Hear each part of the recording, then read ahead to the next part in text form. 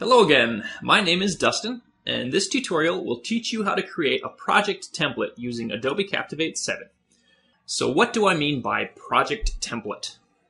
A project template is made up of all the elements that will appear on every page of your course, such as the backend next buttons, logo, footer, course title, background, etc.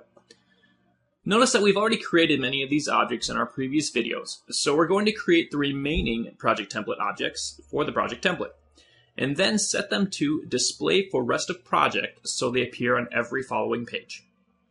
So first off, we finished creating the footer by inserting an image of the logo, some grouped shapes for the vertical line, a text caption for the course title, and another text caption for the page number, an image of our cute little owl friend. We now have all our project template elements, so next we need to set these items to display on every slide. But why should we do this? Why not just copy and paste them on every slide? By creating the objects on the first screen and then setting them to display for rest of project, it will make our lives a whole lot easier if we need to make any changes to these elements later on.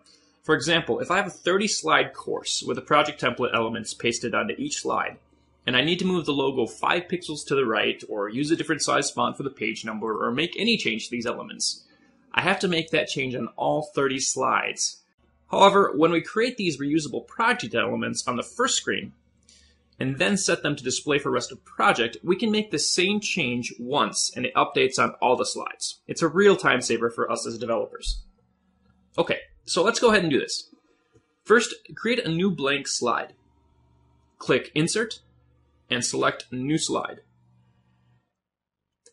Next, unselect the Use Master Slide Background checkbox in the Properties panel to get rid of that default background that Adobe sets. Notice now that the slide is completely blank. Okay, now go back to the first slide. Select the gradient background first, then in the Properties panel, in the Timing section, change the Display For drop-down menu to Rest of Project. Now, go back to slide 2. And there's our background. Notice that you can't select the background by clicking on it on this slide, nor does it appear in the timeline for the page.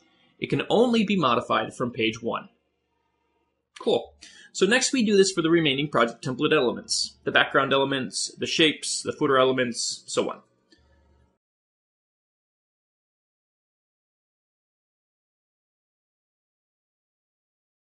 But notice here one call out, that I can't do this for the buttons. I can't set them to display for rest of project. Why is that? Well, unfortunately for some reason, Captivate 7 simply doesn't let us do this for buttons. Boo. Boo, Captivate 7. So unfortunately, this means for buttons that our only option is to copy and paste them onto every screen. Oh well. Alright, and there you have it. Your project template elements will now appear on every following page of the course. Nifty, eh? In our next video, I'll show you a nifty trick for dynamic page numbering because, as you might have noticed, our page numbering element is displaying on both our slides, but it really shouldn't say page 1 when we're on page 2. So I'll show you how to rectify this in our next little video. As always, if you want to follow along with these tutorials, you can go to thelearningsmith.com and purchase the Adobe Captivate 7 e-learning template.